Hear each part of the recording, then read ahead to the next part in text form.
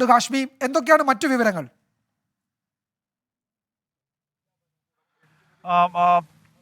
വിജയകുമാർ, ഇവിടെ പ്രകൃതി തന്നെയാണ് ഏറ്റവും പ്രധാനപ്പെട്ട പ്രശ്നം. ഇപ്പോൾ ജസ്റ്റ് ഒന്ന് മഴ മാറി നിൽക്കുന്നുണ്ട്, പക്ഷേ ഇത് വിശ്വസിക്കാൻ കഴിയില്ല. ഇത് മാനം ഇങ്ങനെ മൂടിക്കെട്ടി നിൽപ്പാണ്. മാത്രമല്ല, ചെറിയ തോതിൽ ഇനിയിപ്പോൾ മലയ്ക്ക് മുകളിൽ നിന്ന് കോട ഇറങ്ങുന്ന പ്രശ്നം കൂടി ഇവിടെ ഉണ്ട്.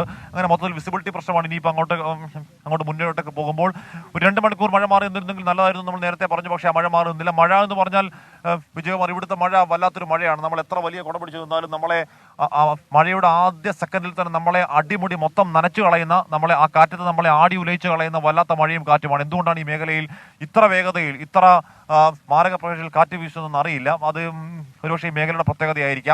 എന്തായാലും ഈ നേവി ഡൈവർ സംഘത്തിന് അങ്ങോട്ടേക്ക് ഇറങ്ങൽ അതിപ്രധാനമാണ് വിജയകുമാർ. അത് ഇറങ്ങാതെ ഈ ദൗത്യം ഇനി 1 ഇഞ്ച് മുന്നോട്ടേക്ക് പോവില്ല. കാര്യം അത് ഈ പറയുന്ന രീതിയിൽ പുഴയുടെ ഭാഗത്തു നിന്നും ഈ ലോറി ഉയർത്തണമെങ്കിൽ നേവി ഡൈവർ സംഘത്തിന് ചില നിഗമനങ്ങൾ, ഇതിനുള്ളിൽ പോയി ലോറിയുടെ ദിശയടക്കം കാര്യങ്ങൾ ചെയ്യണം. എന്തായാലും ആ പോയിന്റ് കൃത്യമായി ട്രാക്ക് ചെയ്തിരിക്കുന്നു. ആ ട്രാക്കിംഗ് പോയിന്റ് കേന്ദ്രീകരിച്ചുകൊണ്ട് ഈ കാലാവസ്ഥ ഒന്ന് അനുകൂലമാകാൻ വേണ്ടി വെയിറ്റ് ചെയ്യുകയാണ്. ഈ പറയുന്ന പോലെ വല്ലാത്ത കഷ്ടമാണ്. നമ്മൾ ഈ ദിവസം 9 ദിവസം കാത്തിരുന്ന അത് നമ്മുടെ കൺമുന്നിൽ കാണുമ്പോഴും അത് പൊക്കിയെടുക്കാൻ കഴിയുന്നില്ല. അതിന് ഈ കാലാവസ്ഥ പ്രതികൂലമാകുന്നു എന്നുള്ളത് സങ്കടകരമാണ്. പക്ഷേ ഇവിടെ നിൽക്കുമ്പോൾ വിജയകുമാർ, ഇവിടെ കൂടുതൽ വാഹനങ്ങൾ, കൂടുതൽ ഉദ്യോഗസ്ഥർ, കൂടുതൽ യന്ത്രസാമഗ്രികളൊക്കെ ഇതുവഴി അകത്തേക്ക് പോകുന്നുണ്ട്. അതിന്റെ അവസ്ഥ വിലയിരുത്തണം എന്ന് പറഞ്ഞാൽ അതിന്റെ നിലവിലെ അവസ്ഥ വിലയിരുത്തൽ, ഈ ലോറിയുടെ നിലവിലെ അവസ്ഥ വിലയിരുത്തൽ അതിപ്രധാനമാണ്. മാത്രമല്ല, ഇത് കേബിളുകളോ സ്ലിങ്ങുകളോ ഉപയോഗിച്ച് സുരക്ഷിതമായി ഉയർത്താൻ തടസ്സങ്ങളുണ്ടോ എന്ന പരിശോധന അനിവാര്യമാണ്. ആ പരിശോധനയ്ക്കൊക്കെ നേവിയുടെ ഈ ഡൈവർ സംഘം താഴെ ഇറങ്ങി പരിശോധിച്ചേ മതിയാകൂ. അതുമാത്രമല്ല, ഈ ക്രെയിനുകളോ വിഞ്ചുകളോ ഒക്കെ ഉപയോഗിച്ചാകും നദിയിൽ നിന്ന് ഈ ലോറി ഉയർത്തുക, ഈ മേഖലയിൽ നിന്ന് ഈ ലോറി ഉയർത്തുക എന്നാണ് അറിയാൻ കഴിയുന്നത്. അപ്പോൾ ഈ ക്രെയിനുകളും വിഞ്ചുകളും അടക്കമുള്ള ആവശ്യമുള്ള യന്ത്ര സംവിധാനങ്ങൾ ഇതിനോടകം തന്നെ സ്വരുക്കൂട്ടിയിട്ടുണ്ട് എന്നിങ്ങനെ അറിയാൻ കഴിയുന്നുണ്ട്. പക്ഷെ അതിന് സ്ഥിരീകരിക്കുന്ന വിവരമില്ല. ഇനിയിപ്പോൾ നമ്മുടെ ഈ കാർവാർ MLA-യുടെ ഒരു ഇച്ഛാശക്തിയും ഒരു വിൽപ്പവറും വെച്ച് അദ്ദേഹത്തിന് വളരെ പെട്ടെന്ന് തന്നെ സംഘടിപ്പിക്കാവുന്ന ഉപകരണങ്ങളേ ഉള്ളൂ. ഇങ്ങോട്ടേക്ക് എത്തിച്ചേരേണ്ട കാലതാമസം മാത്രമേ ഉള്ളൂ. ഞാൻ മനസ്സിലാക്കുന്ന വിജയകുമാർ, ഇന്നലെ ഈ സിഗ്നലുകൾ ഏറ്റവും പ്രധാനപ്പെട്ട സിഗ്നലുകളാണെന്ന് അറിയുമ്പോൾ ഇത് ഒരു ലോറിയാണ്, ഇതൊരു ട്രക്കിന്റെ സൂചനകൾ കിട്ടുമ്പോൾ തന്നെ ഇതിനോടകം തന്നെ അത് എടുക്കാൻ ആവശ്യമായ ഉപകരണങ്ങൾ ഇതിനോടകം തന്നെ സ്വരുക്കൂട്ടി വെച്ചിട്ടുണ്ട് ഉത്തര കന്നഡ ഭരണകൂടം എന്നാണ് ഇപ്പോൾ മനസ്സിലാക്കാൻ കഴിയുന്നത്. ഈ ലോറി എയർലിഫ്റ്റ് ചെയ്യുക എന്ന് പറയുന്ന എയർഫോഴ്സ് ഒരു സംവിധാനമൊക്കെ ഉണ്ട്. പക്ഷെ അതിനെപ്പറ്റിയുള്ള ആലോചനകൾ ഇപ്പോൾ നടക്കില്ല. കാര്യം ഈ മണ്ണിൽ ഇങ്ങനെ ആഞ്ഞുറഞ്ഞ് പൂഴ്ന്നു കിടക്കുകയാണ്. എന്തായാലും ഈ കേബിളുകൾ, സ്ലിങ്ങറുകൾ, ക്രെയിനുകൾ, വിഞ്ചുകൾ തുടങ്ങിയ സാധന സാമഗ്രികൾ അങ്ങോട്ടേക്ക് അടിയന്തരമായി തന്നെ എത്തേണ്ടതുണ്ട്. 1-2 സാധനങ്ങൾ നമ്മൾ ഈ നിൽക്കുന്ന ഈ ട്രക്കുകൾക്ക് പിന്നിലായി നമുക്ക് കാണാം. അത് ഇനി ഏതെങ്കിലും തരത്തിൽ ഫോൺ കോളുകൾ പ്രതീക്ഷ നിൽക്കാൻ നമ്മളവിടെ പോയി അവരോട് ചോദിച്ചിരുന്നു എന്താണ് സംഭവം ചോദിച്ചു. പക്ഷെ അവരൊന്നും പറയാൻ തയ്യാറാവുന്നില്ല. നമ്മുടെ ഭാഷ അവർക്ക് മനസ്സിലാവുന്നില്ല. ഭാഷാ പ്രശ്നമാണത്. അപ്പോൾ എന്തായാലും ഹിന്ദി പറഞ്ഞിട്ട് അവർക്ക് ചോദിച്ചവർക്ക് മനസ്സിലാവുന്നില്ല. എന്തായാലും ചിലപ്പോൾ ഒരു ഫോൺ കോളിൽ ഇങ്ങോട്ടേക്ക് വരാൻ പാകത്തിന് അവർ വെയിറ്റ് ചെയ്യുകയാണെന്ന് തോന്നുന്നു. ഇവിടെ എല്ലാവിധ സംവിധാനങ്ങളും ഉദ്യോഗസ്ഥരും ഇതിനുള്ളിലുണ്ട്. ആ ഉദ്യോഗസ്ഥർ ചില ചർച്ചകൾ നടത്തുകയാണ്. ഏത് രീതിയിൽ ആ ദൗത്യം മുന്നോട്ടേക്ക് കൊണ്ടുപോകാമെന്ന് എന്ന ചർച്ചകൾ നടത്തുകയാണ്. ഏതെങ്കിലും വിദഗ്ധരുടെ സഹായം ആവശ്യമുണ്ടോ എന്ന ചില ചർച്ചകൾ കൂടി നടത്തുകയാണ്. അതിനിടയിൽ അല്പസമയത്തിനകം മുൻ മേജർ ഇന്ദ്രപാലിന്റെ നേതൃത്വത്തിലുള്ള ആ സംഘം കൂടി ഇങ്ങോട്ടേക്ക് എത്തിച്ചേരുകയാണ്. ആ സംഘം ഒരുപക്ഷെ ഈ ആഴത്തട്ടിൽ കുറച്ചുകൂടി, പുഴയുടെ ആഴത്തിൽ കുറച്ചുകൂടി എത്ര കലങ്ങി മറിഞ്ഞൊഴുകുകയാണെങ്കിലും കുറച്ചുകൂടി വ്യക്തമായ ദൃശ്യങ്ങൾ നൽകുന്ന ഒരു സംവിധാനമാണ് ആ ഡ്രോൺ സംവിധാനം. അത് നാളെ മുതൽ പ്രവർത്തനം തുടങ്ങുമെന്ന് അറിയാൻ കഴിഞ്ഞത്. പക്ഷെ അതിനി വലിയ പ്രസക്തി ഉണ്ടോ എന്ന് അറിയില്ല. പക്ഷേ ആ സംവിധാനം ഉപയോഗിച്ചുകൊണ്ട് ഈ ട്രാക്കിംഗ് പോയിന്റിൽ പക്ഷെ കുറച്ചുകൂടി ഇൻപുട്സ് വിവരങ്ങൾ എടുക്കാൻ കഴിയും എന്ന് തന്നെയാണ് പ്രതീക്ഷിക്കുന്നത്. ആ സംവിധാനങ്ങളെയും ഒരുപക്ഷെ ഈ തെരച്ചിലിന്റെ ഭാഗമായി ഉൾപ്പെടുത്തിയേക്കും. നാളേക്ക് നീളുകയാണെങ്കിൽ എന്ന് മനസ്സിലാകും. പക്ഷെ നാളേക്ക് നീളാതിരിക്കട്ടെ വിജയകുമാർ. ഇന്ന് രാത്രി തന്നെ എന്ന് പറഞ്ഞാൽ ഇന്ന് രാത്രിയും ഈ രക്ഷാദൗത്യം തുടരും എന്ന് തന്നെയാണ് ഇപ്പോഴും അറിയാൻ കഴിയുന്നത്. ലോറി കണ്ടെത്തുകയാണെങ്കിൽ അതിന് നിലവിലെ അവസ്ഥ വിലയിരുത്തൽ അതിപ്രധാനമാണ്. അതിനെ പൊക്കിയെടുക്കാൻ കഴിയുന്ന അവസ്ഥയിൽ തന്നെയാണ് ലോറി ഉള്ളതെന്ന് പറഞ്ഞാൽ ഒരു മണ്ണിടിച്ചിൽപ്പെട്ടു വന്ന ലോറിയാണ്. എന്താണ് എൻ്റെ അവസ്ഥ എന്നറിയില്ല. അത് ഏറ്റവും പ്രധാന വിജയകുമാർ നമുക്ക് അറിയാനുള്ളത് ആ ലോറിക്കുള്ളിൽ നമ്മുടെ അർജുൻ ഏതവസ്ഥയിലുണ്ട് എന്നുള്ള കാര്യമാണ്.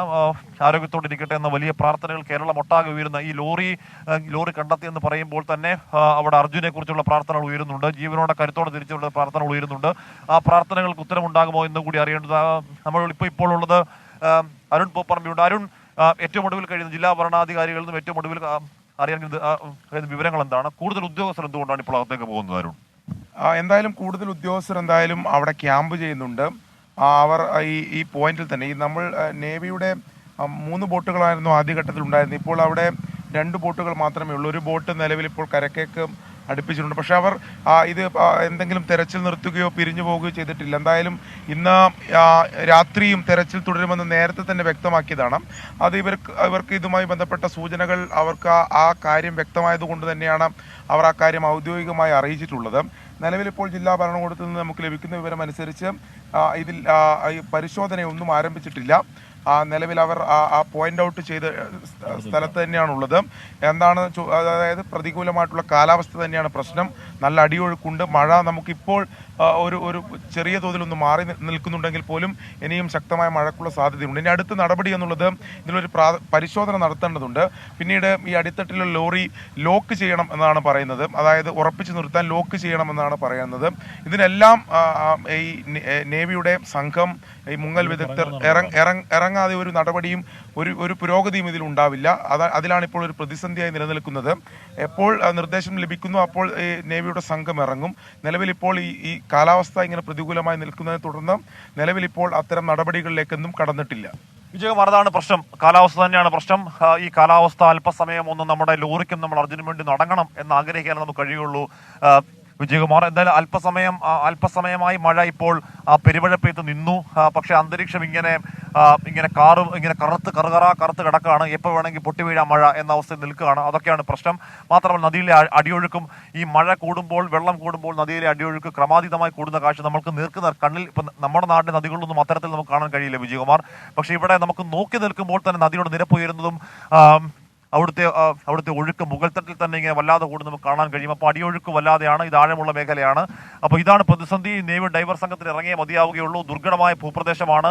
ഈ നദിയിലെ ഈ ഒഴുക്ക് വ്യതിയാനം തുടങ്ങിയ സങ്കീർണതകൾ ഉറപ്പായും അല്പസമയത്തിനകം അതിജീവിക്കാൻ കഴിയും. ഏതെങ്കിലും വഴിയിൽ അതിജീവിക്കാൻ കഴിഞ്ഞേ മതിയാവുകയുള്ളൂ. പിന്നീടാണ് ഈ ക്രെയിനുകൾ, വിഞ്ചുകൾ, ബാർജുകൾ, ഈ ഡൈവിംഗ് ഗിയർ പോലെയുള്ള അത്യാധുനിക സംവിധാനങ്ങൾ ഇങ്ങോട്ടേക്ക് എത്തേണ്ടതുണ്ട്. ക്രെയിനുകളും വിഞ്ചുകളും ഇപ്പോൾ എത്ര ആണെങ്കിലും ഈ ലോറി ഉയർത്തേണ്ടതുണ്ട്. അതിന് ക്രെയിൻ മസ്റ്റാണ്. അത് ഏത് രീതിയിലാണ് അങ്ങോട്ട് കൊണ്ടുവരിക എന്നുള്ളത് അറിയില്ല. മാത്രമല്ല അധിക ഭാരമുള്ള യന്ത്രോപകരണങ്ങളാണ്. ഈ പറയുന്ന ഷിരൂർ കുന്ന് എന്ന് പറയുന്ന ആ മേഖലയൊക്കെ ദുർബലമായ കിടപ്പാണ് വിജയകുമാർ. അപ്പോൾ അതൊക്കെ സങ്കീർണതകളാണ്. എത്ര സങ്കീർണതകൾ എന്ന് പറയുമ്പോൾ പോലും നമുക്ക് ഒരു കാര്യം ആശ്വാസപൂർവ്വം പ്രത്യാശാപൂർവ്വം പറയാം. 9ാം നാൾ നമ്മൾ ആ ലോറി കണ്ടെത്തിയിരിക്കുന്നു. ആ ലോറി ഏതു വിധേനയും പുറത്തേക്ക് എത്തിക്കാനുള്ള കഠിന ശ്രമത്തിൽ, അങ്ങേയറ്റ പ്രതികൂലമായ കാലാവസ്ഥയോട് പൊരുതിക്കൊണ്ട് കഠിന ശ്രമത്തിൽ നമ്മുടെ നാവിക, കരസേന, ഉത്തര കന്നഡ ഭരണാധികാരികളൊക്കെ ഒറ്റ മനസ്സോടെ ശ്രമിക്കുന്നു എന്നുള്ള കാര്യം സന്തോഷകരമാണ്. അല്പസമയത്തിന് ഇതുമായി ബന്ധപ്പെട്ട ഒരു ഔദ്യോഗിക പ്രഖ്യാപനം തന്നെ നമ്മൾ പ്രതീക്ഷിക്കുന്നുണ്ട്.